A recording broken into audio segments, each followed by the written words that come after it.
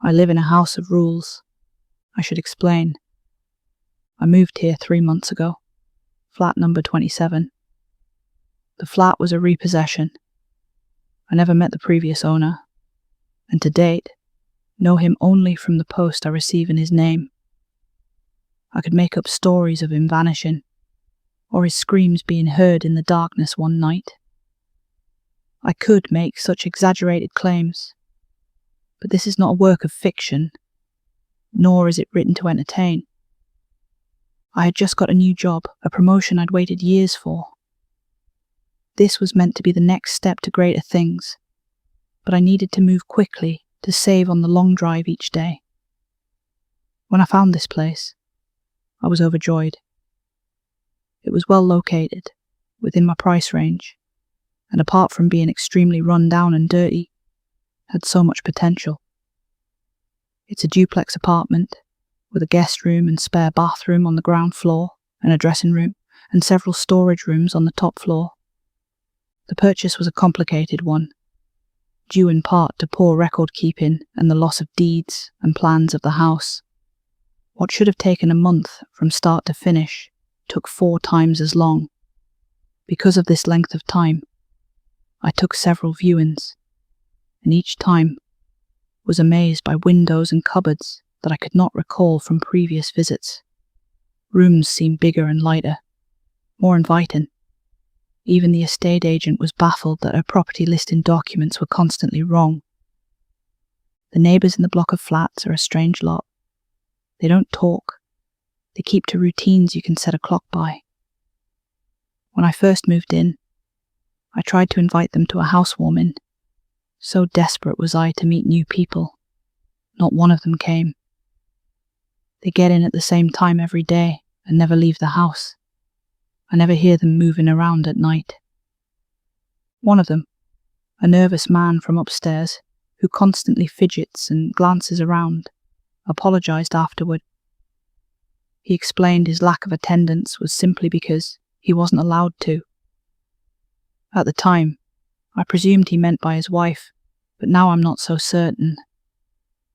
As he was the only one I had got to know since the move, I did my best to become friendly, and even felt like I was making headway. Then I made the mistake of asking about the previous owner, to which he made an awkward and short response before making his excuses. I have not seen or heard from him since. The rules, as I came to understand them, became apparent over time. The first was sleeping only in my bedroom.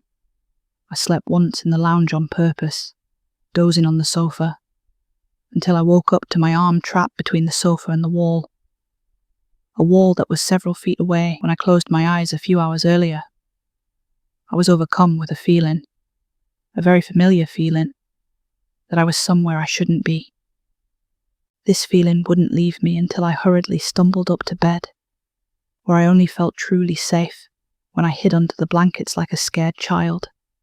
I only fell asleep once more in the lounge after that, by accident. I was woken once again with a feeling that I should leave, that it would be unsafe to stay, and that I should not be there. This time, however, a sweater I had left across the room on a radiator was tied around my neck and pulled tightly enough to leave a striking mark on my throat. The rule of sleeping only in my bedroom stands alongside others, countless others. I learned that I should clean up my dishes immediately when I stepped out of the kitchen after depositing my plate and sat down on a safety pin that was jutting out of the back of the sofa. I learned not to take showers for too long when the water suddenly turned scalding hot and remained so, no matter how much I desperately tried to turn it off, and then was inexplicably normal temperature when I tried it moments after.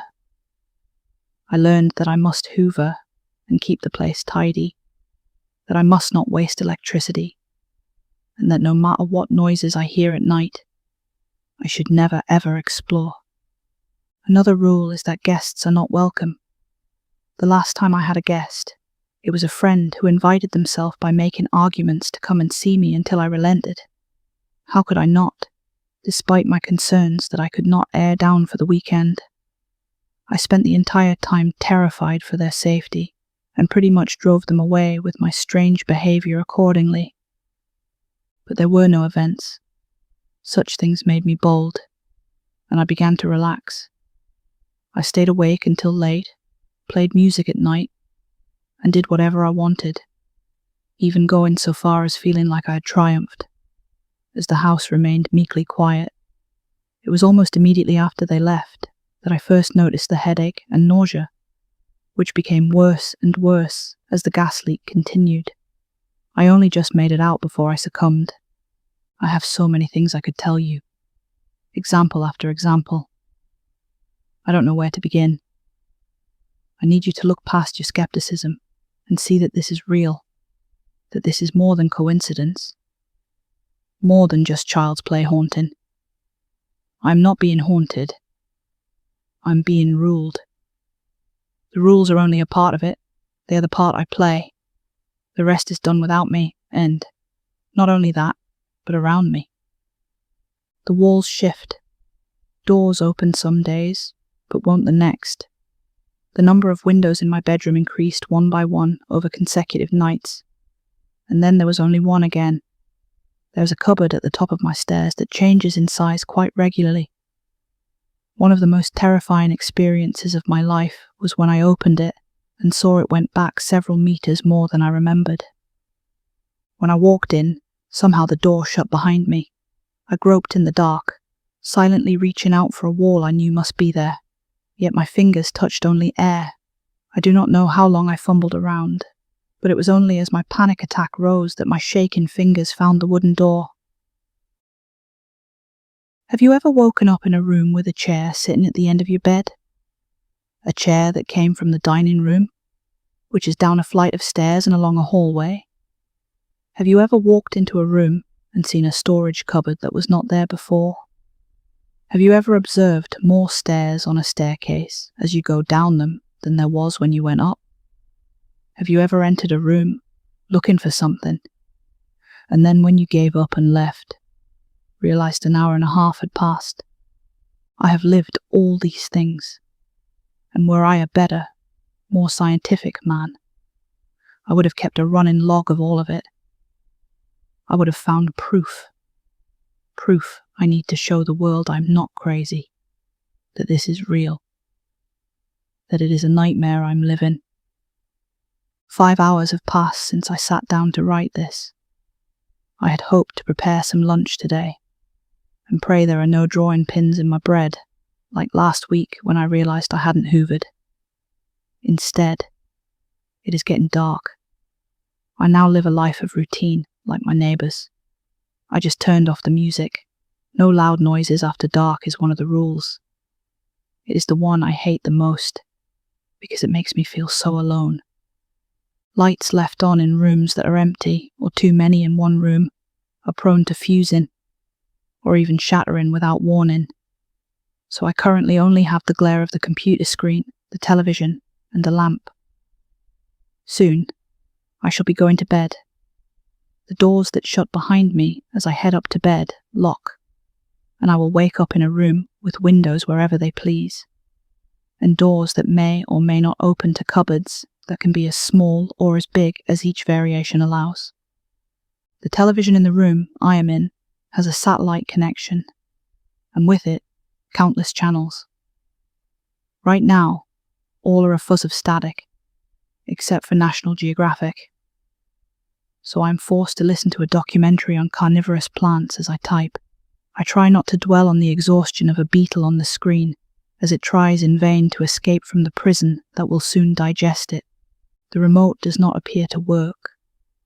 It took my pulling the plug from the socket to turn the TV off just a moment ago, and even that I loathed to do, for the fear that it might stay on never left me.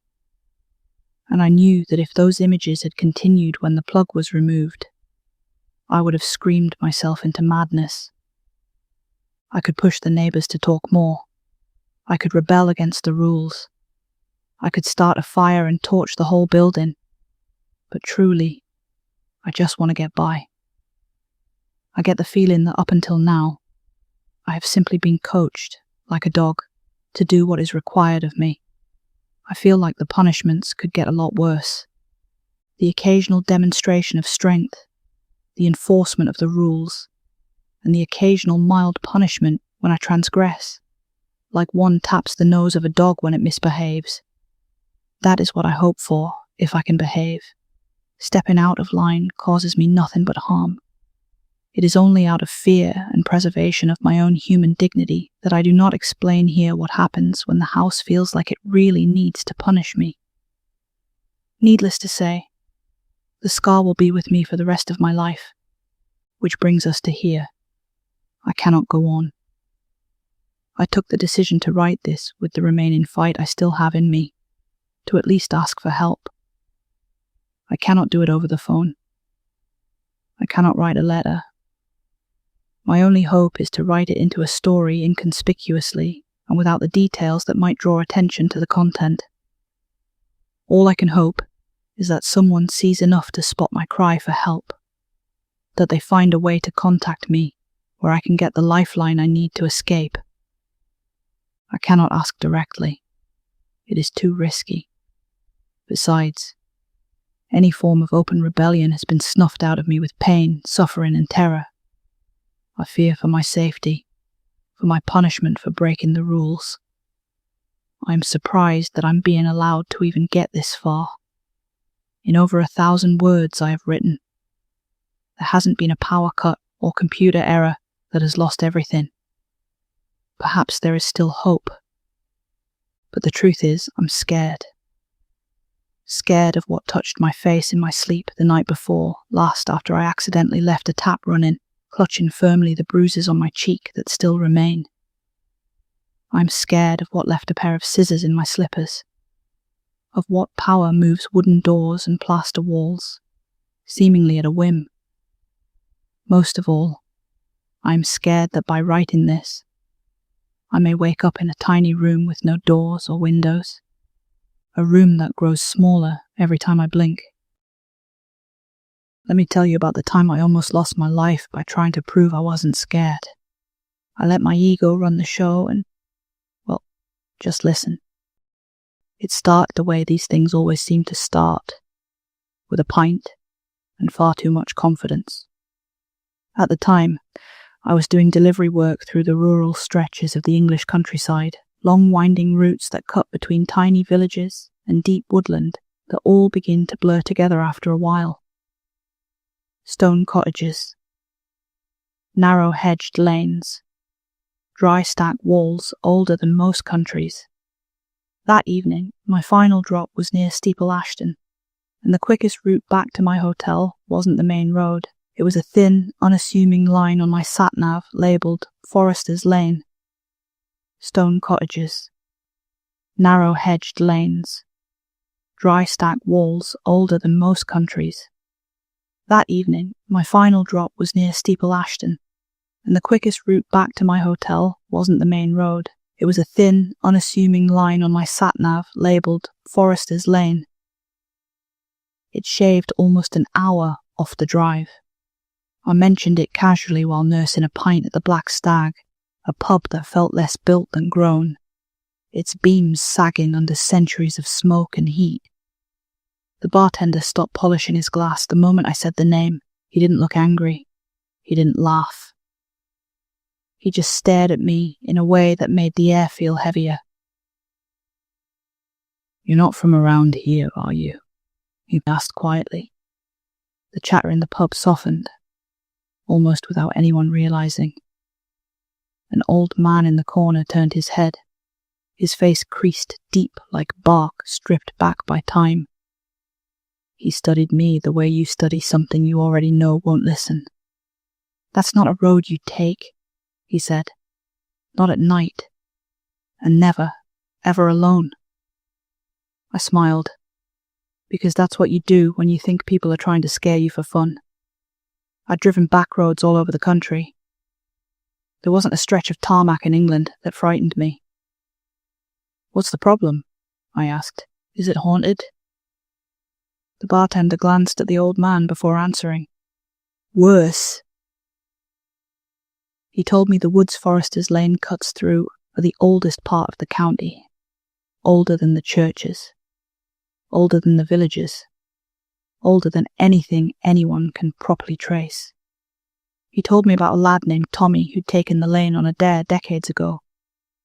They found his car the next morning, engine cold and lights still on, sitting crooked in the middle of the road. The driver's side door had been torn clean off its hinges. They never found all of Tommy. "A werewolf," the old man said, lowering his voice as though the word itself carried weight. "It hunts that stretch. Always has. Always will." I laughed. I genuinely laughed out loud. A werewolf. In the 21st century. It sounded like something dragged out of a Victorian penny dreadful. I finished my pint, threw cash on the bar, and said I'd send them a postcard from the other side. As I pushed open the heavy oak door, the old man's voice followed me into the night. "Pride is a fool's companion, boy." The entrance to Forester's Lane didn't look like a proper road. It looked like a scar carved into the tree line, a narrow cut through woodland that seemed reluctant to let anyone pass. The tarmac was cracked and uneven, slowly surrendering to moss and creeping roots. A rusted sign leaned sideways at the verge. Whatever warning it once carried, long since faded into nothing. For a moment, just a moment, I hesitated. Then I turned the van in. The trees swallowed the remaining daylight almost instantly. The canopy knitted together overhead so tightly it felt like driving into a tunnel of branches and shadow. Evening didn't fade here. It thickened. The air grew noticeably colder, and a low mist began to rise from the forest floor, sliding across the road in pale ribbons that curled around the van. My radio crackled without warning. Static filled the speakers in a sharp burst before cutting out completely. I told myself it was nothing. Bad reception. Old wiring. I'd been primed by a pub story and was letting my imagination get ahead of me. Still, I couldn't shake the sensation that something had shifted the moment I entered the lane, as though I'd crossed an unseen boundary. Branches brushed against the roof as I passed beneath them, but there was something deliberate in the way they scraped, slow and dragging, like fingers tracing metal. I reached for my phone, intending to call my girlfriend, just to hear a normal voice on the other end. No signal. Of course. My headlights flickered once, twice, before stabilizing. In the brief stutter of light, I caught sight of something on the trunk of a massive oak at the roadside. Deep gouges cut through the bark, clean and parallel. They weren't low to the ground, where you'd expect an animal to mark territory. They were high, at least 8 feet up. They looked intentional. My chest tightened, and I pressed down slightly on the accelerator. The van felt smaller suddenly, the metal skin of it thin and fragile in a way it hadn't felt before. That's when I heard the first thud. It came from directly above me, heavy, solid. I flinched, instinctively ducking even though I knew that was ridiculous. Probably a branch dislodged by wind, probably nothing. Then it came again, closer together this time. Thud, thud, thud. Not random, not scattered, measured. My stomach dropped as the rhythm settled into something unmistakable. Footsteps, slowly pacing across the roof of my van. That was the moment fear stopped being theoretical and became something physical, something that tightened around my lungs and refused to let go. I slammed my foot down on the accelerator. The engine roared in protest as the van surged forward, tires struggling for grip on the damp road. For one fleeting second, the thudding stopped, and all I could hear was rain and the high whine of the engine. Then, the metal above me groaned. A long scraping sound dragged across the roof. followed by the unmistakable screech of something sharp scoring through paint. I glanced up instinctively, as though I might see through the metal, and that was when a clawed hand slid slowly down the edge of the windscreen. The fingers were too long, the nails yellowed and curved, digging into the metal with ease. I swerved violently, heart hammering so hard it blurred my vision. In the rearview mirror, I saw it pull itself upright on the roof. It stood on 2 legs. Impossibly tall. Dark fur clung to its body, slicked down. Dark fur clung to its body, slicked down by rain. And when it lowered its head into view, I saw the elongated snout, the sharp ears, the line of teeth exposed in a half-open mouth. There were too many of them. And its eyes. They burned with a steady, unnatural yellow glow, fixed on me with an expression that was not wildness or hunger, but something colder. Recognition. It looked at me the way a man looks at something that belongs to him. With a fluid motion, it dropped from the roof and landed on the road behind the van with a thud so heavy I felt it vibrate through the chassis. Then it began to run. Not quite like an animal. Not quite like a man. Its stride was long and unnatural, devouring the distance between us with horrifying ease. I had the pedal to the floor, the speedometer climbing higher than I was comfortable with on such a narrow lane, and still it kept pace. Sometimes it slipped back into the fog, vanishing completely for a few seconds that felt like desperate mercy. Then it would reappear, closer than before, those yellow eyes flaring in my mirror. I heard something through the rain and engine noise then, something that chilled me more than the sight of it. A sound like breath dragged across gravel, a low, rasping chuckle. It was enjoying this. Panic made my movements sloppy. I hit the brakes too hard while trying to swing the wheel, and the van spun, tires screaming before the rear end slammed into a tree. The impact snapped my head forward, stars bursting behind my eyes. When my vision cleared, I found myself facing back down the lane. And it stood there, perfectly framed in my headlights. It tilted its head slowly, almost curiously, as if studying a wounded animal deciding whether to finish the job. Then it took a step toward me. Another. In that moment, I knew exactly how Tommy must have felt. I don't remember deciding to move. I don't remember thinking. My body just reacted. I forced the van into gear and floored it straight at the creature. For the first time since I'd seen it, something like surprise flickered across its posture.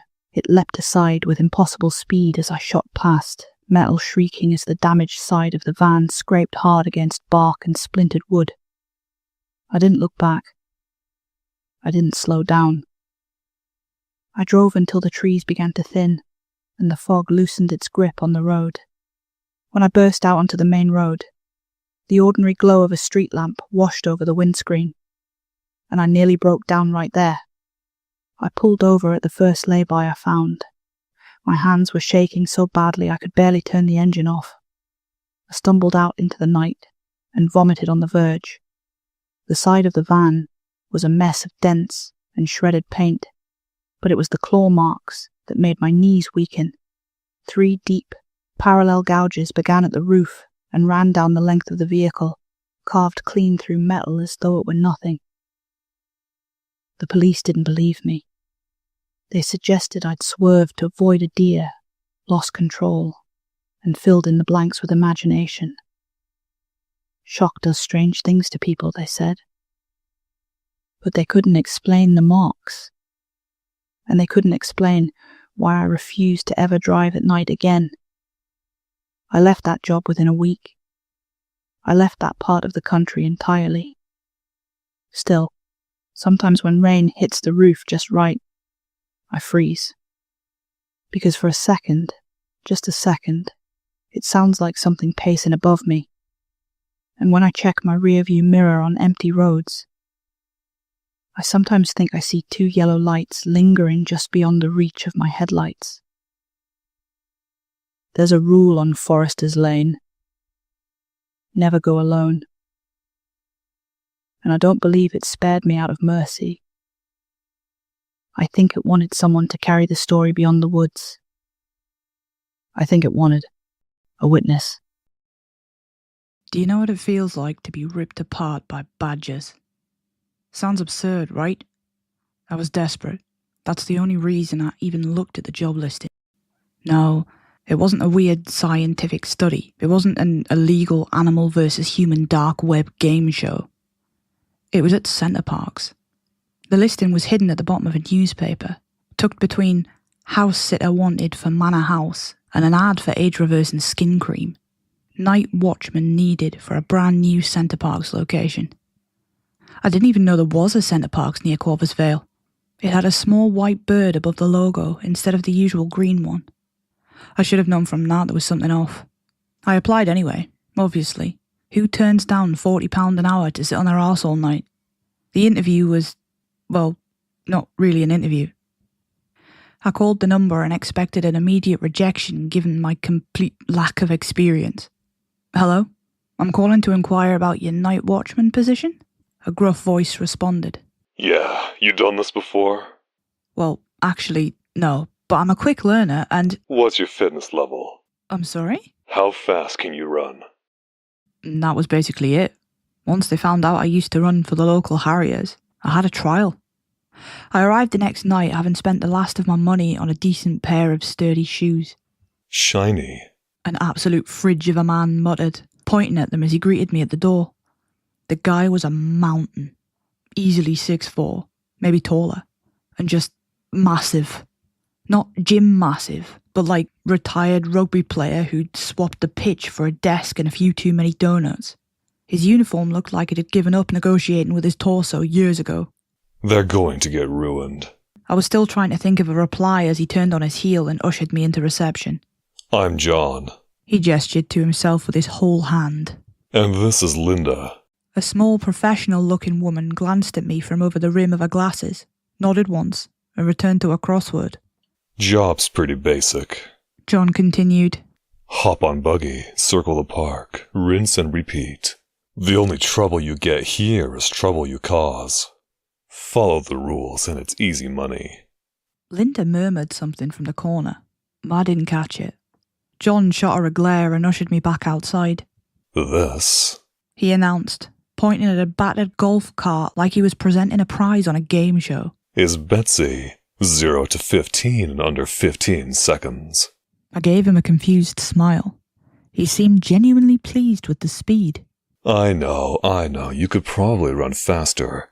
That's a good thing. Fitness is important. I opened my mouth to speak, but he was determined to get through his tour. Right. Dead easy. Push and go. Do you have a license? Doesn't matter. Private property. Moving on. He shoved a crumpled map into my hands. You follow the route marked in green. Stay off the red trail. Why? I interrupted. Badgers. He said bluntly. I stifled a laugh. Don't knock the badgers, love. They're vicious if cornered, or spoken to, or looked at. He trailed off. Right, you're all set. That made me jump. So, who'll be shadowing me tonight? No need for shadows. He bellowed at his own joke. It's dark. Seriously, you're fine. You don't need one. He chucked the keys at me as he backed away. He made it as far as the reception doorway before I thought to ask about the handover. Coffee's in my drawer. He called back. Oh, and the rules are in the glove box. Read them. Follow them. Don't start trouble. But The door slammed shut before I could finish. The second the reception door shut, the place changed. The warmth of the building fell away behind me so quickly it almost felt personal, as if the door hadn't just closed but had chosen a side. 1 minute there'd been low lighting, stale carpet and a humming vending machine and Linda's crossword pen scratching quietly in the corner. The next, there was only the dark spread of the car park ahead of me, and the uneasy feeling that I'd just been left outside with something that knew I was new. I climbed into Betsy, opened the glove box, and nearly jumped when it dropped down with a loud plastic clack that echoed far more than it should have. Inside was a torch, a packet of mints gone soft with age, and a folded bit of paper with rules written across the front in thick black marker. I stared at it for a second.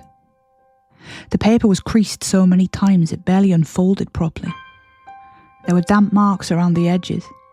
One corner looked as if somebody had tried to tear it off and then changed their mind.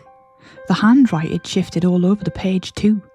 Some of it was neat and blocky, and some of it looked like it was rushed. One line had been pressed into the paper so hard I could see the grooves before I even read the words. I switched on the torch and angled it down at the list, more for comfort than light. The little yellow beam shook slightly in my hand, which annoyed me because I wasn't scared. I was standing in a family holiday park, holding a list of what was almost certainly stupid initiation bollocks. At worst, I thought John had a weird sense of humour and Linda was one of those women who acted mysterious to entertain themselves between crosswords. At best, I was about to earn 40 quid an hour for driving in circles and pretending badgers were part of a serious workplace hazard. The first line was underlined twice. Rule 1. The Red Lodge. Lodge 404. There is no Lodge 404. If you see a lodge with a red door near Seven Oaks, do not approach. If you hear a family laughing inside, blow your whistle once and walk away backwards. I read that twice, then looked up towards the trees as if I expected the Red Lodge to rise out of them on cue. There was something deeply unpleasant about the wording, not the obvious part. Anyone could write there is no Lodge 404 if they wanted to be cryptic and dramatic. It was the rest of it that got under my skin. Why would a family be laughing inside a lodge that didn't exist? I went to the next rule. Rule 2. The Lost Child. Use due diligence, but if you find a child crying near the pancake house, holding a stuffed owl, you must ask them the colour of the owl. If they say brown, escort them to the gatehouse. If they say, it's a badger, drop your torch and run to reception. I stared at that one long enough for the silence around me to start pressing in. The pancake house sat somewhere deeper in the park. I'd seen it marked on the map with a cheerful little icon that suggested maple syrup, sticky tables and middle-class exhaustion. Seeing it written here in black marker made it sound like the site of a previous incident, one that had gone badly enough to earn its own procedure. Ask them the colour of the owl. Not their name, not where their parents were, not whether they were hurt. Ask them the colour. Right, I muttered to nobody. I kept reading. Rule 3. Routes. Follow the green marker on the map only. The red route is not for you. If you realise you've taken it by mistake, do not leave the vehicle. Switch off your torch and reverse to safety. Safety? John's words echoed through my head again. Badgers. Yeah, terrible, terrible badgers. My eyes flickered back to the map in my lap, where the green trail looped neatly around the park and the red trail cut off through the woods like a vein. The red route is not for you. I didn't enjoy that wording either. Then I found the next line and felt my whole face twist. Rule 4. Coffee. You may use the coffee in my drawer, but only if you put the milk in before the water. Anything other than that is a crime in my eyes. Underneath that, in thicker pen, were 2 words, written so hard they nearly tore the paper. I'll know. I lowered the page slowly and stared at reception. Somewhere behind those walls sat Linda and a crossword, and apparently a man whose idea of moral collapse involved basic hot drink preparation. I felt genuine disgust then, which was almost reassuring. There was something comforting about the fact that even in what appeared to be a haunted woodland resort, someone still had the time and energy to be objectively wrong about coffee. Milk first. Psychotic behaviour. I shook my head and moved on. Rule 5. If you see Linda outside, check whether Linda is still in reception before speaking to her. If you can't confirm where Linda is, do not let the woman outside in the vehicle. I glanced at reception again. Through the dark, towards the windows, as though I might catch sight of her from here. I couldn't. The angle was wrong. All I could see was my own faint reflection in the buggy windscreen and the trees behind me. I looked back down quickly. Rule 7. Whistle use. You are the only member of staff that has a whistle. This is for your safety. If something in the trees whistles, remain where you are and count to 100 before moving. If it whistles twice, You have been noticed and may disregard the rest of these rules as they will no longer help you. I read that one 3 times. Then I looked inside the glove box again and, for the first time, noticed a whistle tucked right at the back beside the mints. I picked it up between 2 fingers and turned it over in my hand and saw teeth marks pressed into the plastic mouthpiece. Real ones. My stomach shifted uncomfortably. The joke had gone a bit stale by then. Up until that point, I'd been trying very hard to sort the rules into one of 2 boxes. Either they were part of an elaborate initiation ritual designed to frighten new starters, or they were the product of a workplace where every single employee had quietly lost their mind and agreed not to mention it. The whistle in my hand made both options feel less funny. I folded the paper back along its old creases and slipped it into my jacket pocket, telling myself I'd only keep it because if John jumped out later asking questions, I wanted to be able to say I'd read his stupid list. Then I put the torch on the passenger seat, started Betsy with a grumbling cough from the engine, and looked once more at the map spread over my lap. The green route wound safely through the heart of the park, skirting the lodges, the leisure complex, and the pancake house at the edge of the lake before looping back to the reception. The red trail cut into the woods and vanished among the trees. I told myself I was smiling because the whole thing was ridiculous. The truth was, by that point, I was starting to feel watched, and I wanted badly enough for the rules to be a joke that I almost resented the dark for not laughing with me. So I put Betsy into gear, turned onto the green route, and began my first round. The first round was quiet enough to make me feel stupid. I saw a squirrel. That was it. No phantom lodges, no children with woodland-themed identity issues, no murderous badgers launching themselves out of the undergrowth. Just damp paths, dark trees, and the creeping embarrassment of someone realising they might have taken a joke too seriously. By the time I looped back towards reception, I was already thinking about coffee. As I passed the front of the building, I saw Linda standing outside by the steps. She was half in shadow, arms folded, glasses catching the light from the inside. When she noticed me, she lifted one hand in a small, absent sort of wave. I waved back automatically, then carried on with my route. A few minutes later, I pulled Betsy back up outside reception, suddenly desperate for the coffee I'd been judging so harshly earlier. The lights inside were still warm and yellow. The vending machine still hummed. Everything looked exactly the same. Linda was sitting at her desk, glasses low on her nose, filling in a crossword as if she hadn't moved an inch. I stopped in the doorway. She looked up. 7 letters. Deeply unsettled. I looked back through the glass towards the steps where I'd seen her standing. They were empty. I swallowed hard. Unnerved, I muttered. She returned to a crossword without another word. That was when the folded sheet in my pocket seemed to grow teeth. I didn't want to go back out there. Something about that tiny impossible moment with Linda had got under my skin in a way I couldn't easily brush off. I stood there for a few seconds longer than necessary, keys in hand, while my brain scrambled to hand me an explanation I could live with. Someone else could have been standing outside. The light may have caught the glass strangely. I could have seen a reflection. I was tired, skinned, alone in the dark, and primed by a list of bizarre threats written in marker pen by people who clearly had too much time on their hands and not enough supervision.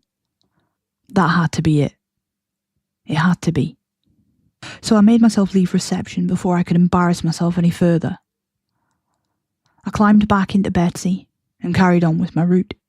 For a while, everything settled again. The path curved between the lodges in long dark bends, each one lit just enough to show me the road and not much else. The trees leaned over the track in places, their branches shifting softly in the wind, and every now and then I caught a glow of a patio light through the gaps. Somewhere in the distance I heard a dull metallic clatter of something not properly secured.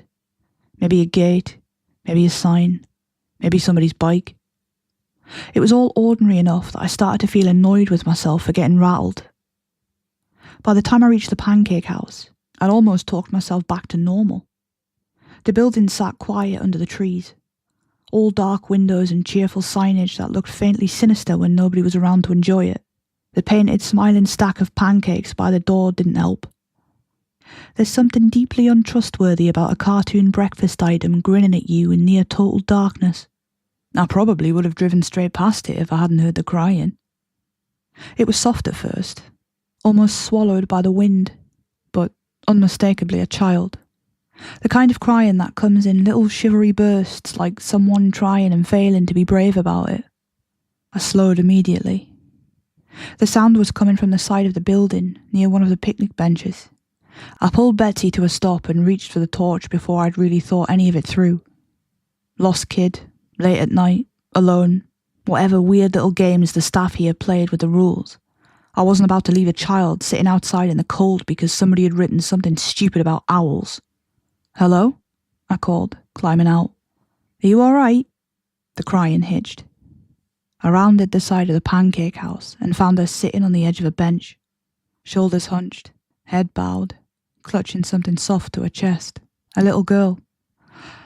She couldn't have been more than 6 or 7, pale in the torchlight, hair hanging damp around her face, little trainers muddy at the toes. Her coat was zipped wrong, one side higher than the other, as if she'd done it herself in a hurry. She looked up when the beam found her, and the expression on her face was so open and miserable that all the unease in me loosened at once. "Oh, sweetheart," I said, already moving closer. "What are you doing out here on your own?" She sniffled hard and wiped her face with the back of her sleeve. "I can't find my dad." There was a wobble in her voice that made her even younger. "That's all right," I said, gentling my tone without even thinking about it. "We'll sort that. Come on, let's get you inside where it's warm, yeah?" She nodded, but she didn't stand up. Her hand stayed wrapped tightly around the toy in her lap. I took another step and crouched a little so I wouldn't loom over her. The torch beam dipped with me, catching the edge of the stuffed animal she was holding. Small, brownish, soft looking. An owl. I thought vaguely. My hand was already half extended before the rule surfaced in my head. If you find a child crying near the pancake house holding a stuffed owl, you must ask them the colour of the owl. I stopped. The words arrived too late and with none of the force they should have had. For a second, I just stared at her, hearing the sentence again in John's voice, feeling the folded paper in my pocket like a weight.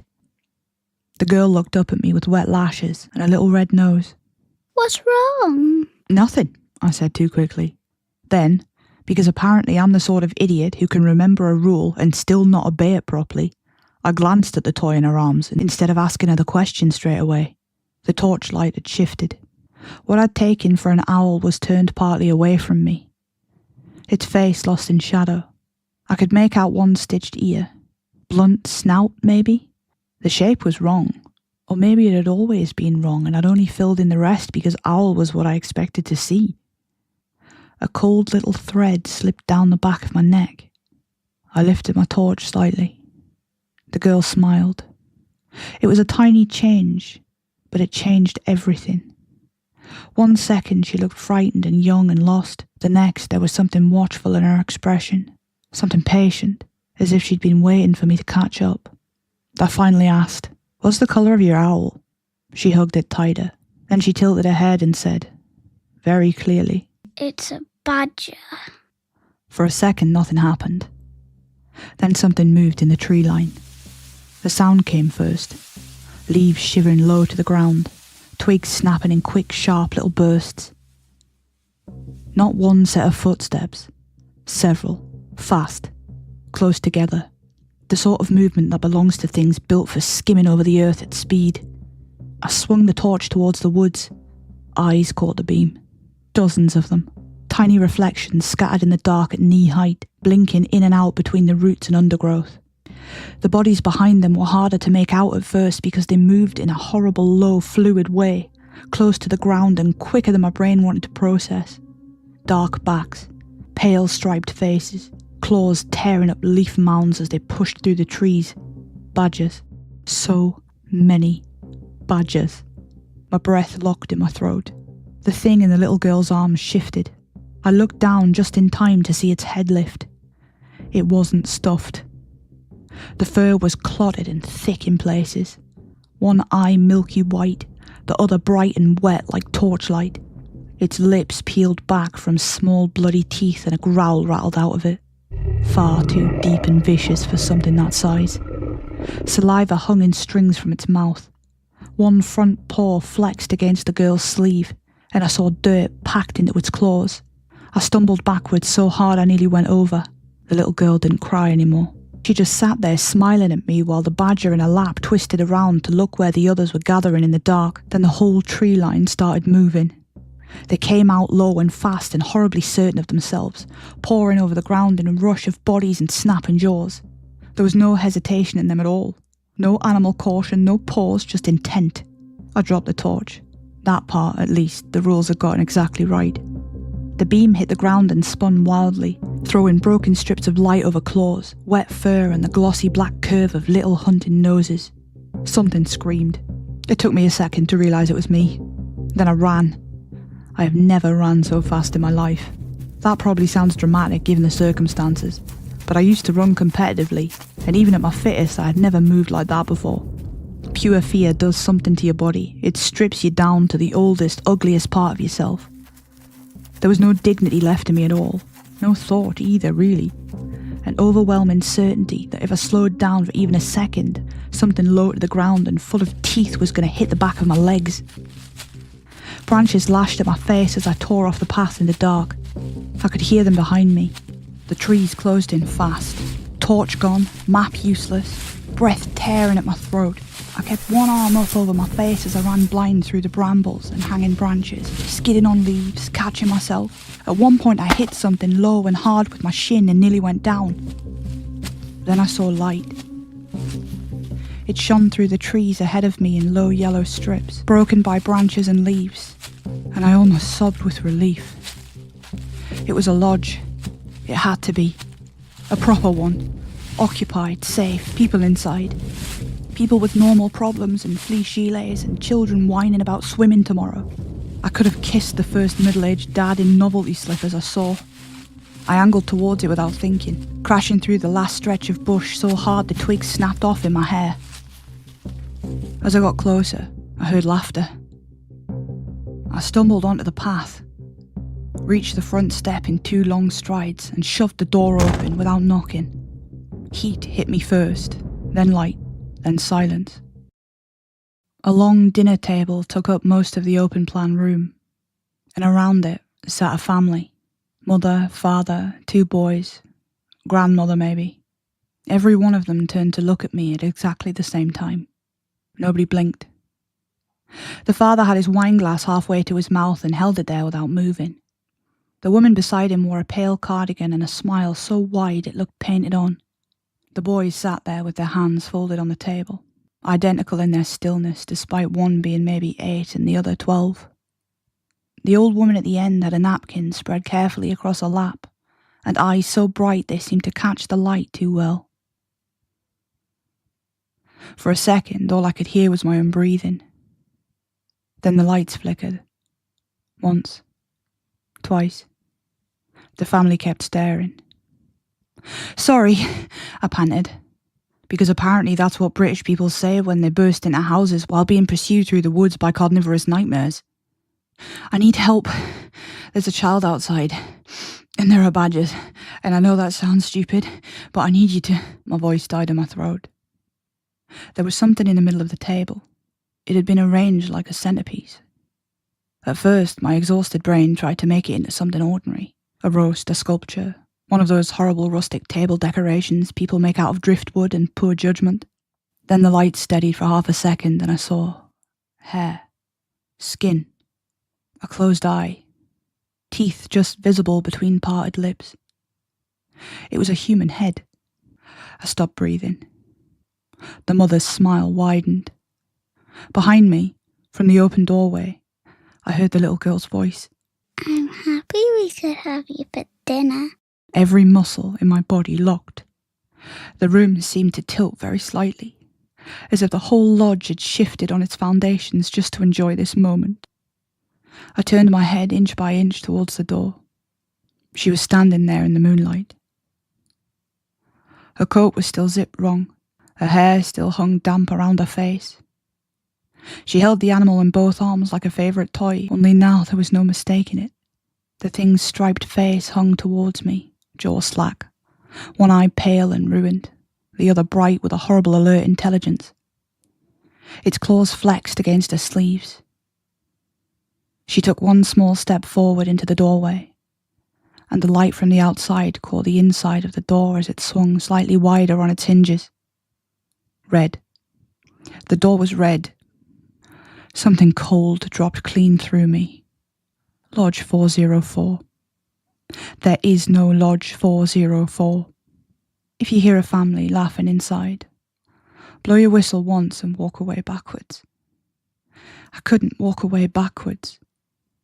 I was already inside. The father slowly set down his glass.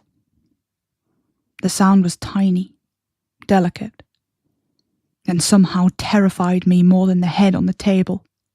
The old woman spoke first. "What lovely manners," she said, in the warm, approving tone someone might use about a child remembering to say please. "She came right in." The head on the table had been positioned facing my side of the room. I could see enough of it now to know it belonged to a man. Middle-aged, eyes closed, mouth slightly open, expression oddly peaceful in a way that made my stomach convulse. The little girl took another step. The badger in her arms shifted its head and looked at me. Then the whole family smiled wider at once. I don't remember deciding to move. I remember the father half raising out of his chair with a stiff, puppet-like grace of something unused to being in a human body. I remember the lights flickering again and the girl beginning to laugh in the doorway. And I remember grabbing the nearest thing to my hand, a chair I think, and hurling it sideways with every bit of strength and panic I had left in me. It hit the table hard enough to send plates smashing to the floor. The family moved all at once. That was enough. I bolted for the back of the lodge, shoulder checking through the door I barely saw, crashing into the utility space and then out through another exit into the dark again before anything behind me could get their hands on me. The cold night air hit me like a slap. Then I was running again. This time there was no path at all. I tore through the woods in whatever direction seemed like a way, slipping down the muddy inclines, grabbing at trunks to keep my balance, dragging in wet, desperate breaths that felt too small for my lungs. Branches snagged my jacket, mud splashed up the back of my legs. Something sharp cut across my palm when I put my hand out against a tree and slid off it. Somewhere behind me I heard movement, though whether it was a family, the badgers, or something else entirely, I didn't stop to work it out. I didn't look back. I couldn't. Every instinct in me screamed that if I looked back, I would lose whatever terrible fragile lead I had. Or worse, I would see something that would make me freeze. So I kept going, with tears streaming from the force of the wind and my own ragged breath roaring in my ears, until the ground levelled out under my feet and a familiar glow appeared through the trees ahead. Reception. I nearly collapsed with relief. I burst through the doors, drenched in sweat, streaked with mud and shaking so hard the glass rattled behind me when it slammed shut. The warmth hit me like a wave, along with the hum of the vending machine and the faint smell of old carpet, and the surreal sound of upbeat pop music drifting in softly from the radio behind the desk. Something by Taylor Swift, I think. Cheerful, bouncy, deeply fucking inappropriate. Everything was normal. Bright lights, clean floor, leaflets on local activities spread in perfect little rows, a plastic rack of key rings near the till. The sort of boring, harmless reception area you could stand in for 10 minutes and forget immediately. Linda looked up from a crossword. She took me in properly then. The mud, the heaving chest, the scratches across my hand, the state of my face, which I can only assume was doing things no human face should. And very calmly she put her pen down. "Rough night?" "Rough night." That was her response. And it turns out, from then on, that's all I've ever got from her. The reason why I ask if you know what it's like to be ripped apart by badgers is because, well, I still work here. And, well, it hasn't happened to me. Yet. Yeah, thanks, Linda. So I just wanted to know. I take the rules seriously now, which is how I found out the badgers aren't even the worst things in the forest. But that's another story. I've worked a lot of security jobs. Hospitals, banks, you name it. Most of them are just boring. Long hallways, locked doors, nothing happening. So when I saw an ad for a night gig at an old biscuit factory, I figured, how bad can it be? The pay was good. I needed the cash. The place was called the Old Mill Biscuit Factory. A big old brick thing on the edge of town, still making cheap cookies for discount stores. The fellow who hired me, a guy named Henderson, walked me through. He looked tired, like he hadn't had a good night's sleep in years. The whole place smelled like stale sugar and old, wet metal. And there was this fine dust of flour over everything, like a layer of pale snow. It all seemed normal, just a run-down old factory. Then, at the end of the tour, he handed me this laminated card. His hand was clammy. "Just a few things to keep in mind," he said. He wouldn't look at me, just stared at a crack on the floor. "The guy you're replacing, Jenkins, he found it useful." He didn't say where Jenkins went. The card just said, "Rules for night shift at the Old Mill Biscuit Factory." And the first rule on that list made the hair on my arms stand up. I waited till he was gone, till his footsteps disappeared down the hall. Then I sat down in the little security office and read the list. My first thought, this is a prank. Some kind of joke they pull on the new guy. But the card was worn out, peeling at the corners.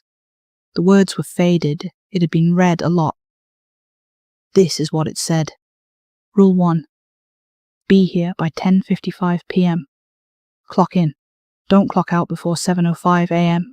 Doesn't matter what you see. That time clock is the only thing here you can trust. Rule 2. Between 11 p.m. and 1 a.m., you might hear a high-pitched whistle from the big mixing vats. It's just the pipes settling. We had 'em checked. Don't go looking. Rule 3. On the packaging floor, section C, you'll see shadows move in the flour dust on the machines. They look like long, stretched-out people. Keep your flashlight steady. Keep walking. They don't like sudden movements. Rule 4. The walk-in freezer door stays locked. All night. If you hear a soft tapping from inside, like a fingernail on the steel, slide the second bolt across the... Abernathy will handle it in the morning. Don't ask him about it. Rule 5. Do not, and I mean do not, eat any of the product between midnight and 5 a.m. This is not a friendly suggestion. It's the most important rule here. Your life is on the line. Rule 6. If you see a woman in an old 1950s uniform at the end of the conveyor belt, turn around, walk away slow. Don't look at her, don't talk to her. Her name was Eleanor. She lost her wedding ring in a batch of dough a long time ago. She's still looking for it. She'll ask for your help. You don't help her. Rule 7. If the office lights on the second floor start to flicker like crazy, get to the security office, lock the door, turn off the monitor, and get under the desk. Stay there till they stop. Don't look out the window while it's happening. Rule 8. If you break rule number 5, the other rules can't save you anymore. They just tell you what's coming. Your only shot is the old boiler room in the sub-basement. There's a salt circle on the floor. Get inside. And you stay inside till you see sunlight through the window, no matter what they say to you. I read it 3 times. Part of my brain was saying it was a gag, that Jenkins and Henderson were having a good laugh somewhere. Still, I put the card in my pocket. It felt heavier than a piece of plastic ought to. Night shift's always different. The place gets quiet. Too quiet. The roar of the machines was gone, just a low hum from the lights. I grabbed my flashlight and started my rounds. First hour, nothing. Checked doors, looked for leaks, all the usual stuff. The boredom was almost a relief, but I was starting to think the rules were just some ghost story. Then, around 11:30, I heard it. A faint, high-pitched whistle. It was coming from the vats in Section A. Rule 2. Just the pipes, I told myself. But it didn't sound like pipes. It sounded like someone whistling, with no tune to it. Every bone in my body wanted to go see what it was. But the rule said, don't investigate. so I didn't. I just turned and kept walking, and the sound faded away like it got bored. A cold sweat ran down my back. Had to be the pipes. An hour later, I was in Section C, the packaging floor. Flour dust everywhere, covering the belts and machines like a white sheet. I remembered Rule 3. You may see shadows move. I tried to keep my light steady, tried to keep walking at a normal pace. But you try to follow the rules, and your eyes do their own thing, and I saw it. On the side of a machine, the dust just wiped away. Like a long, skinny hand had swiped it clean and pulled back into the dark. My breath caught. I kept walking. Steady pace. Saw another one further down, a tall, wavy shape that formed out of the dust and just melted when my light got close. They were real. The skepticism was gone. This wasn't a prank. This was a survival guide. Just before midnight, something new hit me. Hunger. Not normal hunger. This was deep, gnawing. And then I smelled it. Fresh biscuits. The factory's golden rounds. The ovens were cold. The lines were dead silent. It made no sense. But the smell was so real, it was like I was standing right next to the oven. It was calling to me. And Rule 5 popped right into my head.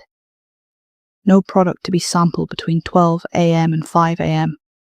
There's a voice in your head when you're that hungry. A stupid voice. It says, it's just one. What's the harm? I tried to eat the sandwich I brought, but it tasted like nothing. The smell of those biscuits was all there was. It pulled me out of the office. I walked through the dark, following the scent to a cooling rack that should have been empty. But it wasn't.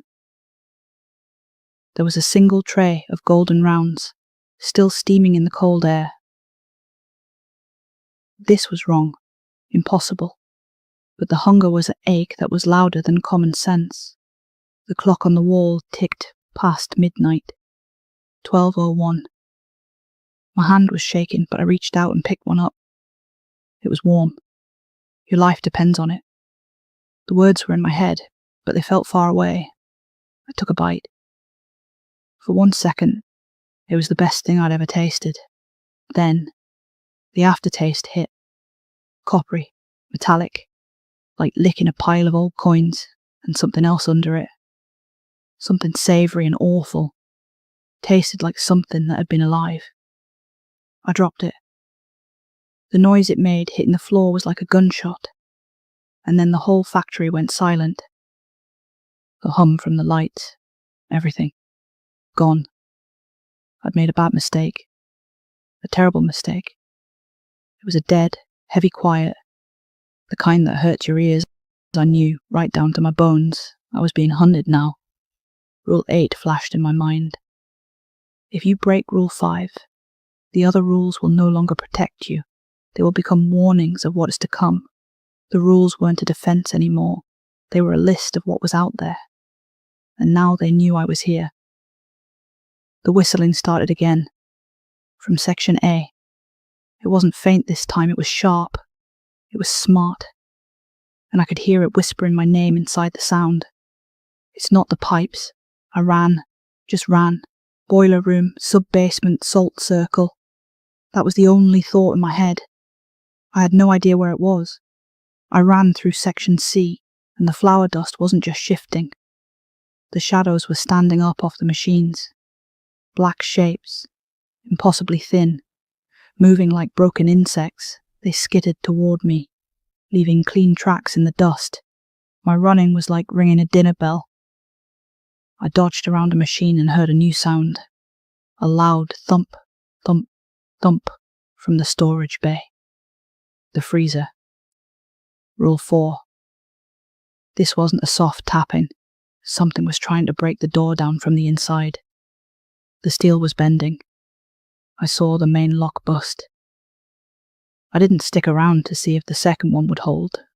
I saw the stairs to the offices and took him, hoping for a map. At the far end of the floor below, I saw her.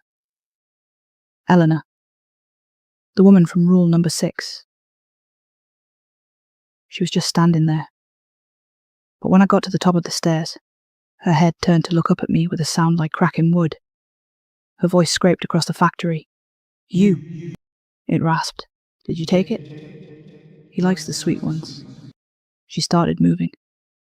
I didn't look back. The hallway lights started flickering. A strobe effect. Light and dark. Light and dark. Rule 7. Hide. But I couldn't hide. I had to find the basement. In the flashes of light, I looked through the windows down to the factory floor. I wish I hadn't. It was full of them. The skittering black shapes. And in the middle, something huge was rising up from the main line. A glistening, doughy thing, pulsing with a faint light, covered in what looked like thousands of eyes, the thing I had tasted. At the end of the hall, I saw a sign. Basement access. I threw myself down the concrete steps, falling more than running. The air got cold and damp. The sounds from upstairs were fainter, but there was a new sound behind me.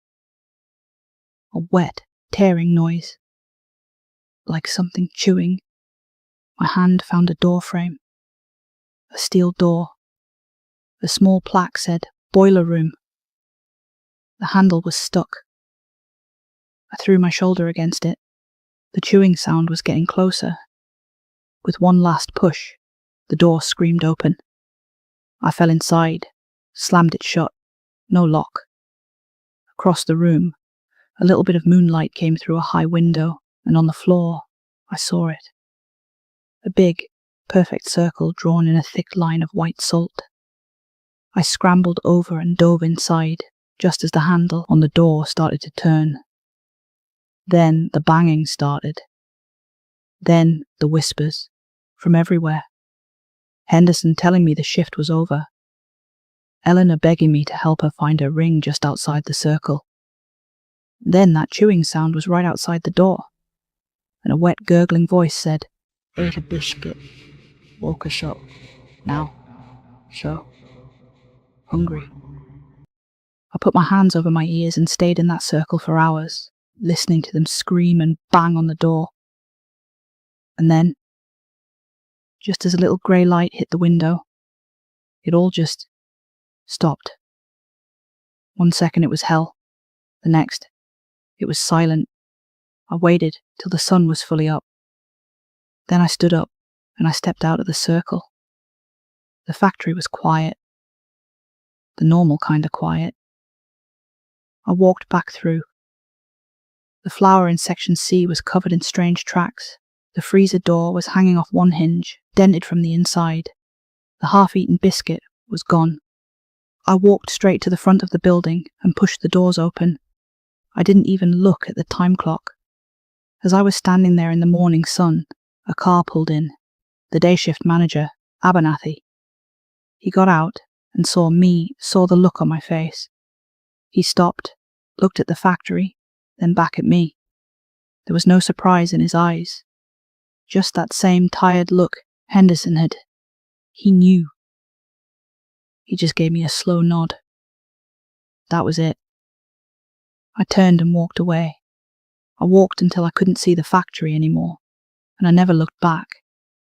The terror of that night, it's mostly gone, but one thing stayed with me.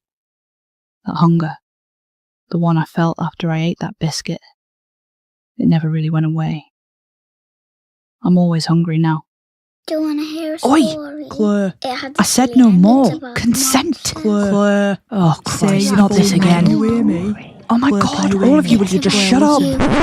you- Okay, let me back up. Hi, remember me? Probably not. That's sort of the problem. I'm Claire, the cryptid conservationist, field agent, occasional paperwork arsonist, and tonight's log is about the time I nearly erased myself from existence because I don't like rules, I don't like being bored, and apparently my survival instincts are powered by sarcasm and spite. Which, in fairness, has worked for me before. Mostly. If you've never heard of an amniophage, don't worry, neither had I. We call it the unchild because it's easier to say, or when it's been particularly irritating, the little shit, because that's even easier to say. This all started on my night off. A sacred night, a beautiful night, a night where I had plans. Not impressive plans, but plans all the same. I was horizontal on my sofa, wearing leggings that I'd emotionally given up sometime around Tuesday, with a slice of pizza balanced on my chest and Gogglebox on the telly like it was a competitive sport. I was not available. I was not on call. I wasn't under any circumstances gonna answer my phone. Then my phone rang. Frank, obviously. I stared at the screen for a long moment and considered my options. Option 1, answer. Option 2, throw my phone into the washing machine. Option 3, fake my own death and move to Wales. I let it ring until the last possible second, then I answered because unfortunately I'm employed and can't speak Welsh. Hello? There was a crackle. Then Frank's voice. Hello? Hello, Claire, can you hear me? Now, I almost said no. I wanted to say no. Every petty little cell in my brain stood up and started chanting, no, no, no, no, no. But that would have given the game away. So instead I said, yes, Frank, loud and clear. How can I help you on this beautiful my night off? He didn't even have the decency to sound guilty. Aye, I know, love. Sorry about this, but Janice called in sick from the sack. I closed my eyes. No. Claire? No. It's just one shift. Frank, I'm emotionally unavailable to concrete corridors tonight. You'll be sitting down most of the time. I don't sit down for work. I chase things. I relocate things. I occasionally get bitten by things that legally shouldn't have teeth. I'm a field agent. I love. And you're very dramatic about it. I am appropriately dramatic. That's the difference, he sighed. I could hear the papers moving on his end, which meant he was either reading from a form or pretending to be busy so he didn't have to acknowledge my pain. Janice left you a list of rules, he said. Just follow them and don't improvise. There it was, the word every free-thinking woman loves to hear from a middle-aged man with a clipboard. Rules. Frank, I said carefully, you know how I feel about rules lists. Aye. That's why I'm telling you to follow them. Rules lists are insulting. They're a containment protocol. They assume incompetence. They prevent death. They whisper, Claire, you're going to fuck this up before you've even touched anything. Claire, what? Don't touch anything. I sat up too quickly and nearly launched the pizza into my own face. Why would you say it like that? Because I know you. Rude. Accurate. I heard him breathe through his nose. Look, it's easy. You sign in, you sit at the monitoring desk, you do your hourly rounds, you check the seals, you don't engage with the contained asset. You do not enter its cell. You do not open the inner door. You do not, and I cannot stress this enough, decide you know better than Janice. I made a small noise. It wasn't an agreement. It was more like the sound a person makes when someone puts coriander on their chips. Frank continued anyway. The asset is stable, but it's manipulative. Janice knows the containment routine. You don't, so read the list and follow it. Fine, Claire. Fine. Say the words. I will follow Janet's stupid little rules without the attitude. I will follow Janet's stupid little rules while radiating a perfectly reasonable amount of attitude. That'll do. I mumbled something deeply uncomplimentary about Janice, the list, Frank's scheduling skills and the entire concept of authority. That's the spirit, lass, Frank said, right before I totally unintentionally ended the call with my thumb. The SACC, the SACC, sat beneath the old council storage building on the edge of town. Special area for cryptid containment, which sounds exciting until you actually see one. It was concrete, and keypads, and cameras, and more concrete. The kind of place where even the walls looked like they'd signed an NDA. There was no sign outside, no dramatic black vans, no armed guards with mirrored sunglasses, just a battered metal door beneath a row of bins and a keycard scanner that beeped like it was judging you. I badged in at 9:58 p.m. I hated it immediately. The entry log was waiting on the front desk. Because of course it was. Janice had written my name in advance in her neat, smug handwriting. Claire Merrin. Under role she'd written, Temporary Containment Observer. I crossed it out and wrote, Field Agent held hostage by admin. Then I signed in. The monitoring room sat behind 2 more doors and 1 glass panel thick enough to stop most things that weren't actively interested in stopping.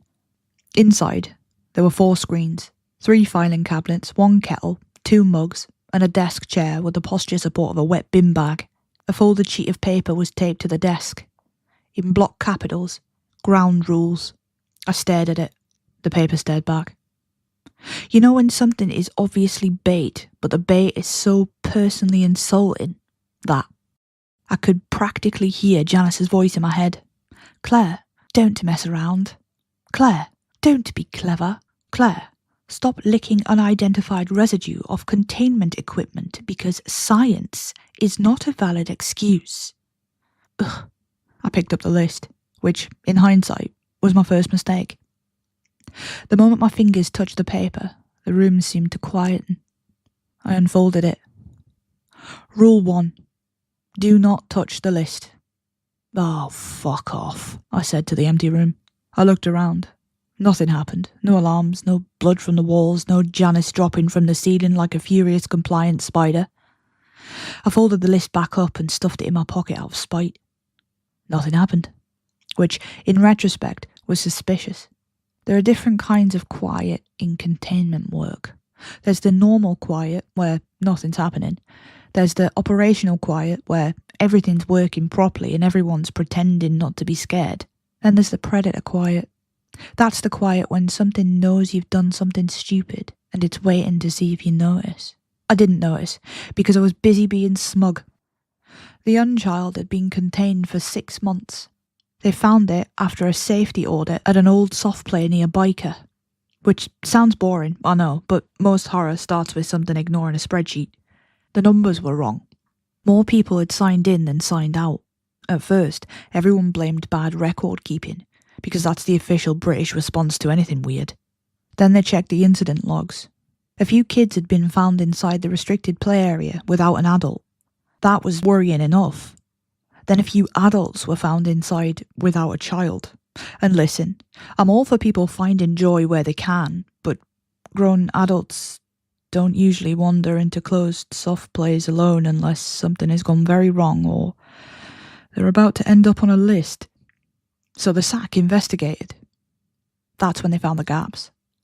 Staff rotas with blank names, CCTV clips with empty timestamps, payment records linked to customers nobody remembered serving, a birthday party invoice for a child nobody could identify paid by an account that no longer existed.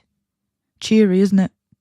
The amniophage presents as a child, usually 8 or 9, usually cold, usually lost or crying, exactly the kind of child your instincts want to help. It nests in places of perceived danger, abandoned buildings, tunnels, scrap yards, empty schools, places where no normal person would possibly let a child stay on their own. Its goal is simple. Get you alone, get you listening, make you care. Then it tells you a story. Nobody knows what the story's about because nobody who hears the end remains available for follow-up questions. The story is the teeth. Once it has you listening, it's already feeding, sucking you up bit by bit. It doesn't kill you. It removes you. No body, no grief, no missing person appeal, just a soft, neat hole where your life used to be. By the time it's done, nobody ever knew you existed. You're just gone. Poof. Forever. Efficient. Horrifying. Terrible way to go if you ask me. I checked the monitors. Cell 3. Concrete cube. 1 bed, 1 blanket, 1 plastic cup. 1 child-shaped thing sitting cross-legged in the corner with its head bowed. The screen label read, Asset 3A, amniophage. Below that, someone had taped a second label in Janice's handwriting. Do not feel sorry for it. I snorted. A bit late for that, Janice. I hate kids. The first hour was boring. Painfully boring. I checked the locks, all green. Checked the monitor sensors, nothing. Checked the containment seals, stable. Checked the kettle, empty, because Janice is a monster. Powdered milk in the third. and a packet of rich tea biscuits in a tin labelled emergency sedatives. That did make me pause. Inside were biscuits, mostly. There was also a note that said, "If you eat my biscuits, I will know." So I ate 2. At 11 p.m, I did my first round. Janice had marked the route on the wall with coloured tape because apparently she thought anyone covering her shift had the navigational skills of a confused moth. I walked the corridor with my torch in one hand and the radio clipped to my vest. The sack felt different away from the desk. Bigger and deeper, like the corridors went further than the building allowed. Every door had a number.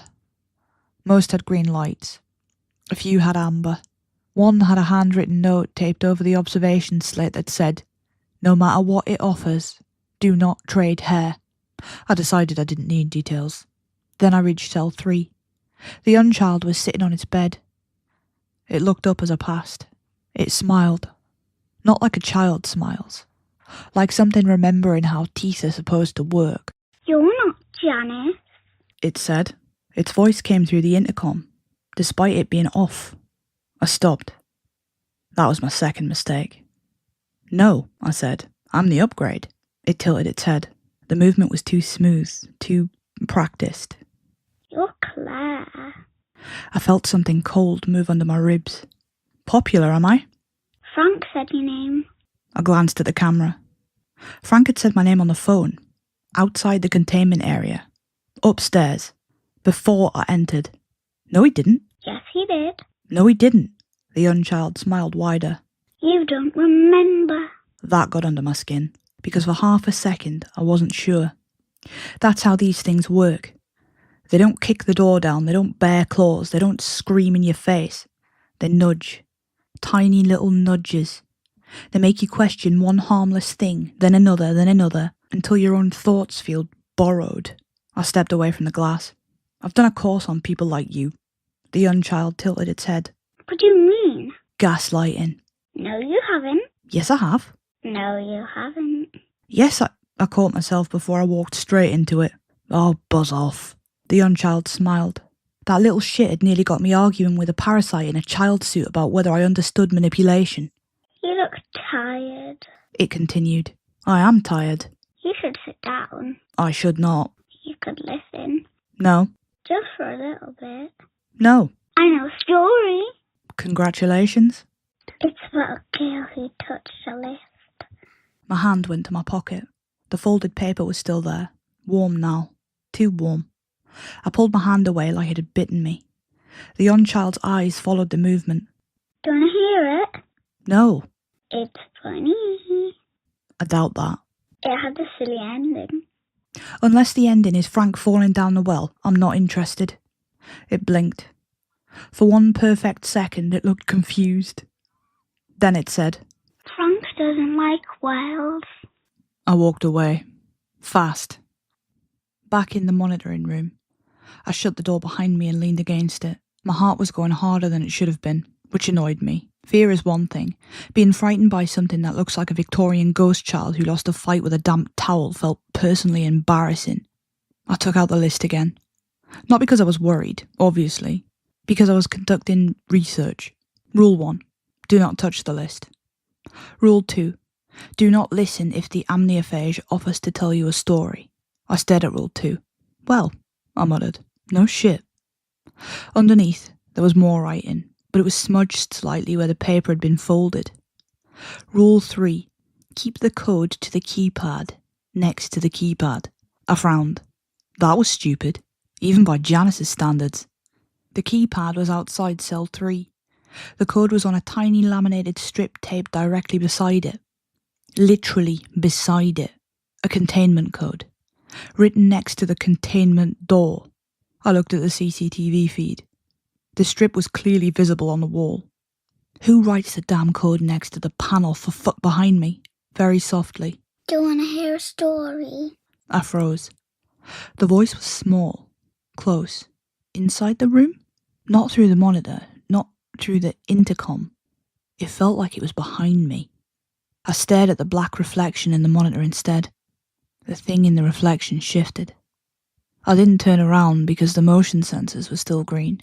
The door was locked, The corridor camera was empty and cell 3 still showed the unchild sitting on its bed. So no, it hadn't crawled into the room. It had crawled into my head. Janice had written a note about that too. She called it a sensory parasite. It wasn't an illusion, it was something that fed through what you saw and heard. Which, frankly, was fucking rude. No, I said flatly. Silence. Then gently. It's about monsters. I work with monsters. It's about clever one. Hard pass. It's about you. My mouth went dry. The reflection in the monitor moved, only a little, like someone shifting their weight. I kept my eyes forward. That must be a short story, I said. I'm very uncomplicated. You're not. Oh, I absolutely am. Pizza, sleep, avoid paperwork. That's the whole woman. You want people to remember you. That landed. I hated that landed, because it was too human, too close, too cleverly aimed. I forced a laugh. Everybody wants that, you damn little bastard. Not everybody. The shape in the reflection tilted its head. I grabbed my radio.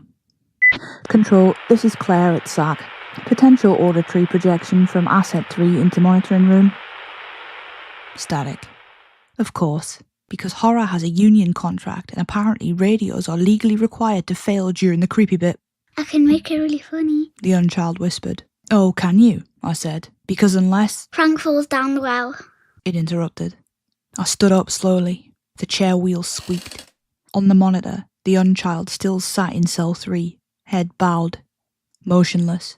On the black reflection of the screen, the shape behind me raised one hand. Claire, it said. Not in its voice, in Frank's. Perfectly. Open the door. My stomach dropped. I turned. Nothing. Empty room, no child, no shadow, no damp footprints, no dramatic flicker, just concrete. Filing cabinets, CCTV monitors, and my own stupid breathing. The phone rang. I nearly put my fist through the desk. Frank. I answered so fast I nearly dropped it. Frank. Claire. Say something only Frank would say. There was a pause. What? Say something only Frank would say. Another pause. Then, tiredly. Claire, I don't have bloody time for this. Okay, it's you. What's happened? You little shit doing voices. Why are you at cell 3? I looked around. I'm not. You are. I'm looking at you on the remote feed. I looked down. My hand was on the keypad. One digit already pressed. I didn't remember leaving the monitoring room. I didn't remember walking down the corridor. I didn't remember stopping outside the cell. My stomach dropped. Oh, I whispered. That's clever. The unchild sat on the bed beyond the glass, smiling. Frank's voice sharpened. Back away from the door, he said sternly. But then his voice softened. Not through the phone, from the cell. Still Frank's voice, but quieter. Closer. You know why I don't like wells? I froze. On the phone, Frank was still talking. Claire, can you hear me? But his real voice faded under the other one. The wrong Frank carried on. I had a brother once. My fingers hovered over the keypad. I knew what it was doing. I knew it was bait. But it sounded like a secret, and secrets are just stories with better marketing. His name was Daniel, the voice said. Hello? Frank snapped. His voice cut back into focus so sharply I flinched. Hello? Who's this? The blood in my face went cold. Frank? There was a pause. Aye, sorry, who's this? It's me. Another pause. Claire? Yes, Claire. He swore under his breath. Say your full name. Claire Merrin. Again. Claire Merrin. Inside the cell, the unchild smiled. Then Frank's voice came from behind the glass. Open the door, Claire. I stared at it. Then I laughed weakly. Nice try, I said. You're doing a terrible Frank. The unchild's smile dropped. Frank, the real one, shouted through the phone. Claire, get away from the bloody panel. That was Frank. Walk backwards. Do not turn around. I'm forgetting you for fuck's sake. I backed away from the keypad. 1 step. 2. 3. The unchild stood up in its cell. Its bare feet touched the floor without making a sound. Don't go. It said in its own voice again, small and innocent. You said you'd listen. No, I didn't. You did. No, I very specifically did not. You promised. I promise a lot of things. Doesn't mean I mean them. Its bottom lip trembled. And there it was. The hook. The thing in me that still saw a child. The old, stupid mammal wiring that said, comfort it, help it, don't leave it alone. I backed into the opposite wall. The list burned in my pocket. I yanked it out with shaking hands. Rule 1. Don't touch the list. Too late. Rule 2. Don't listen if the amniophage offers to tell you a story. Doing my best, Janice. Rule 3. Keep the code to the keypad next to the keypad. Stupid fucking rule. Not helpful. Behind me, the unchild screamed like a toddler denied an iPad. I ran, full pelt down the corridor, one boot skidding on the polished floor, shoulder slamming into the monitor room door hard enough to bruise. I got inside, locked it, and pushed a chair up against the handle, which did absolutely nothing because the door opened outward, but emotionally it felt important. Then I sat at the desk and stared at the monitors. Cell 3 was empty. Nope, I said. On the monitor, the bed was empty. The blanket was folded. The plastic cup sat upside down on the floor. Nope, nope, nope, nope, nope. Something scratched lightly at the monitoring room door. Once. Twice. Then a voice. Claire? Frank. Real Frank. Maybe. I didn't answer. The scratching stopped. Then my own voice came through the door. Come on, Claire, this isn't funny. My own voice sighed. Oh, you're making it worse. I pressed my hands over my ears. No, thank you.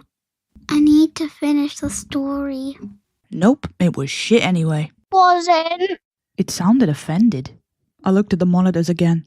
The unchild sat on the bed exactly where it had been before, smiling, one hand lifted, waving at the camera. The next hour stretched like a late shift on Tesco checkouts. The monitors flicked between feeds.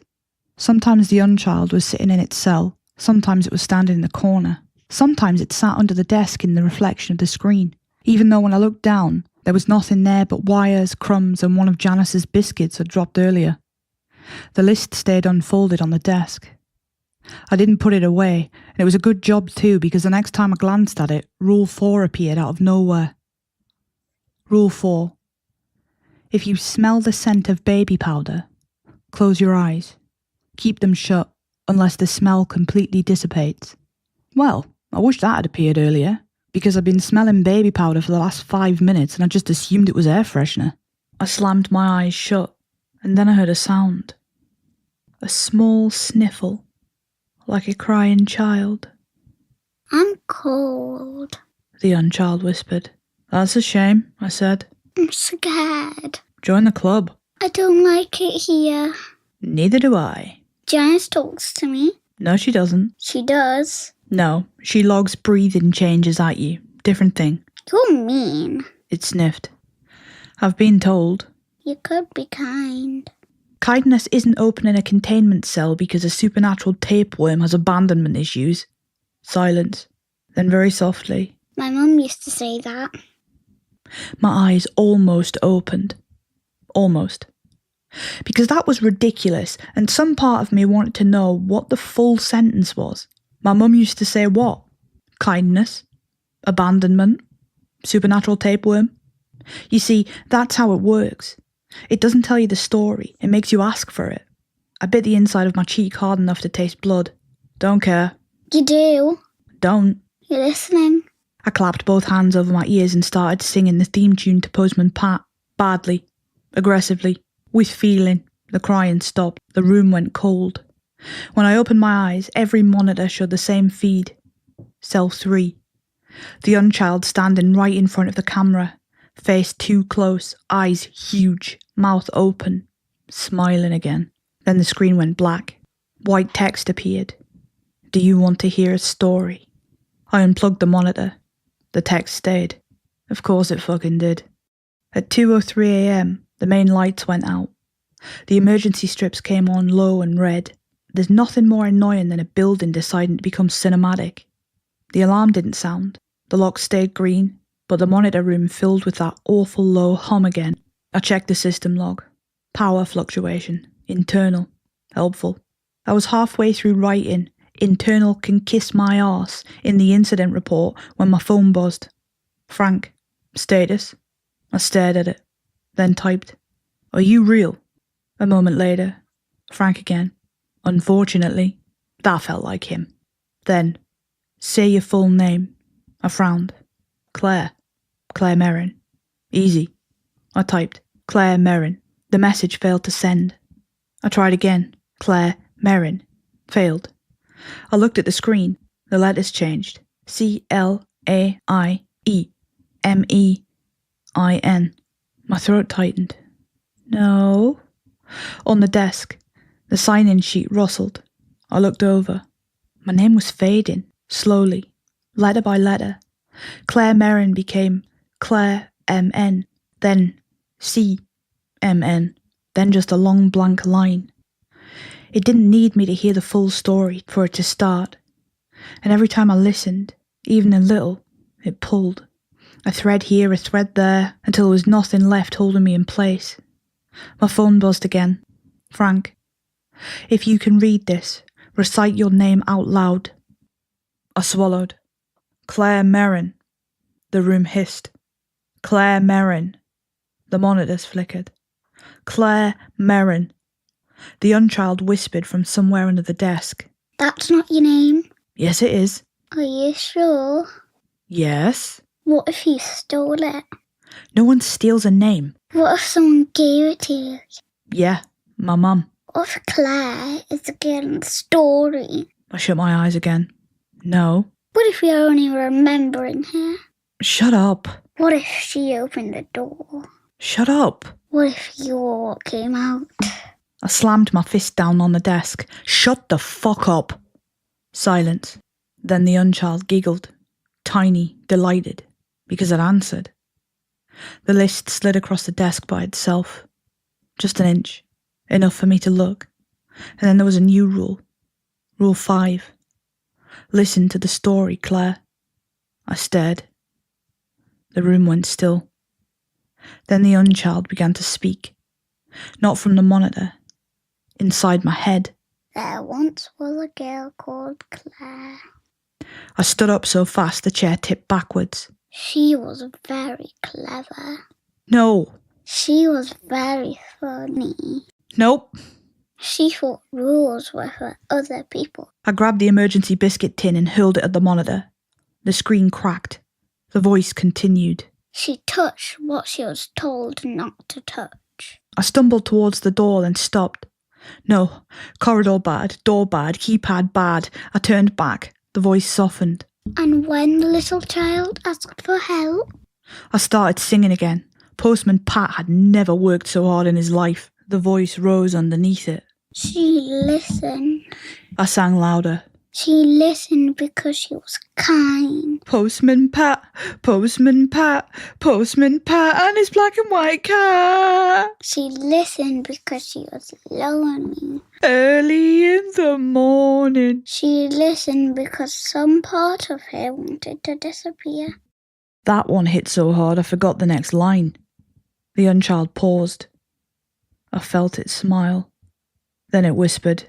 And at the end of the story, Claire opened the door.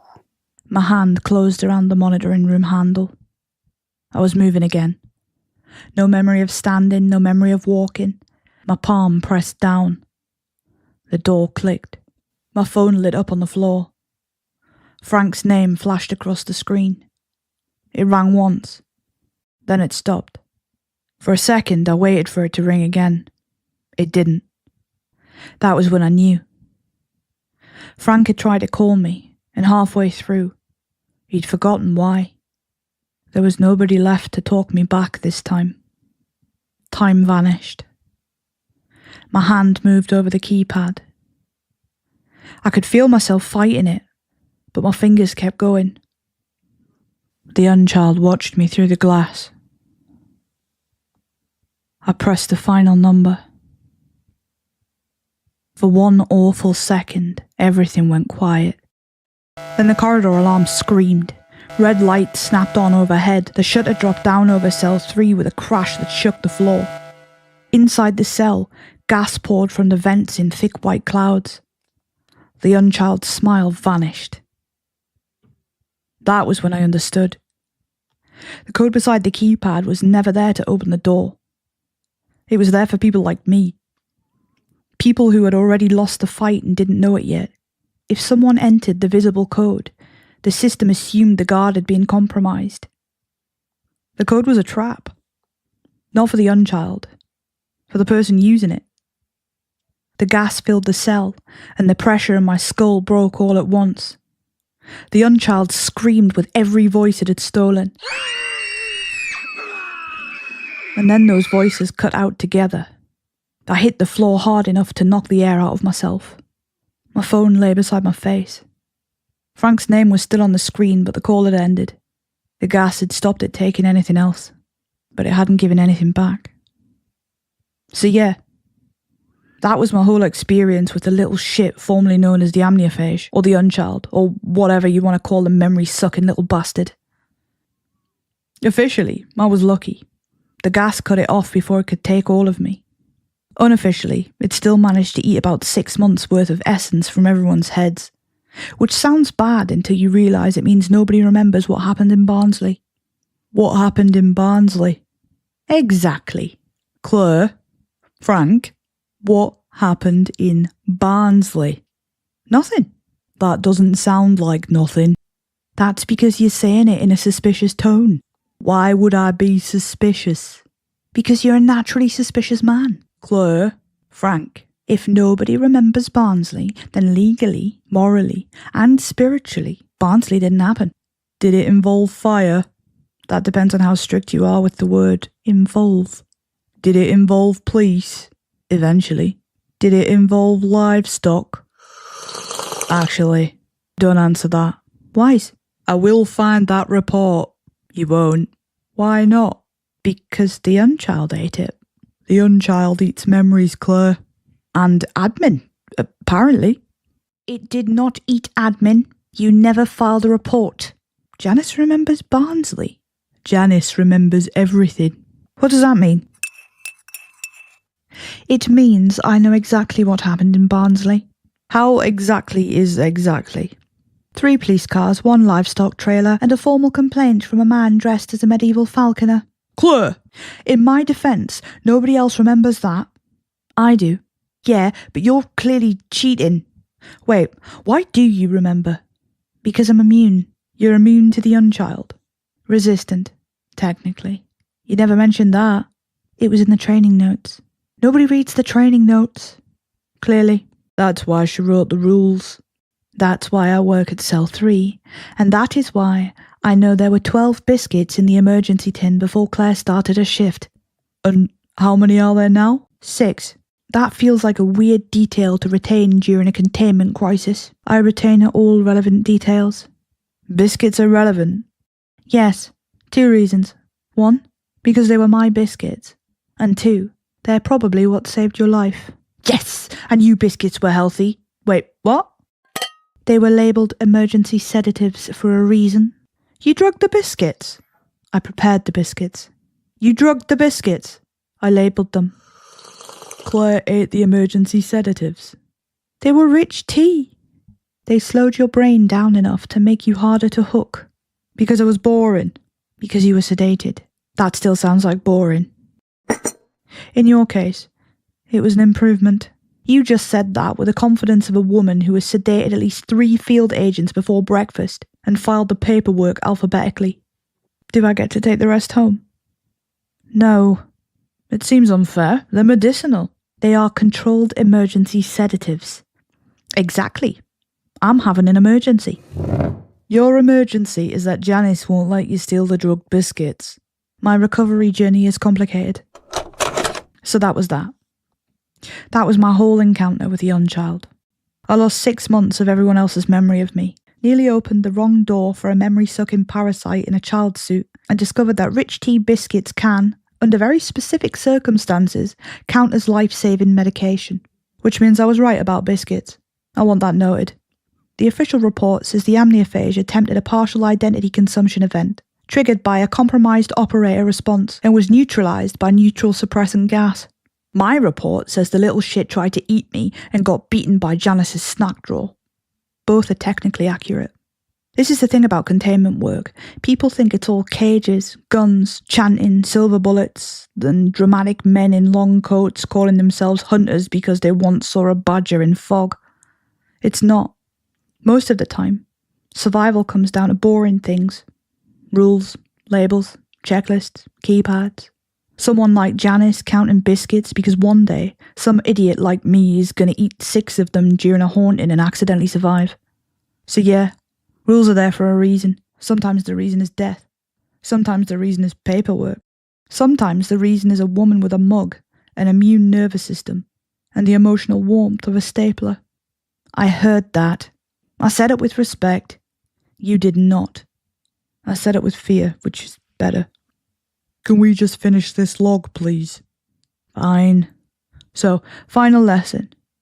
If you find a list of rules in a containment facility, read them. If something that looks like a sad little child asks you if you want to hear a story, walk away. And if a tin says emergency sedatives, maybe check whether Janice has put the biscuits in it before you help yourself. Or don't. I'm alive, so clearly there's wiggle room. Claire. What? End the log. Right, fine, professional ending. I'm Claire Merrin, cryptid conservationist, field agent, occasional paperwork arsonist. And if any cryptid hunters are watching this thinking they would have handled the unchild better, let me be very clear. You would have been eaten in the soft play before the audit even cleared. Cryptid conservation is a real job. Containment is complicated. And cryptid hunters can suck my dick.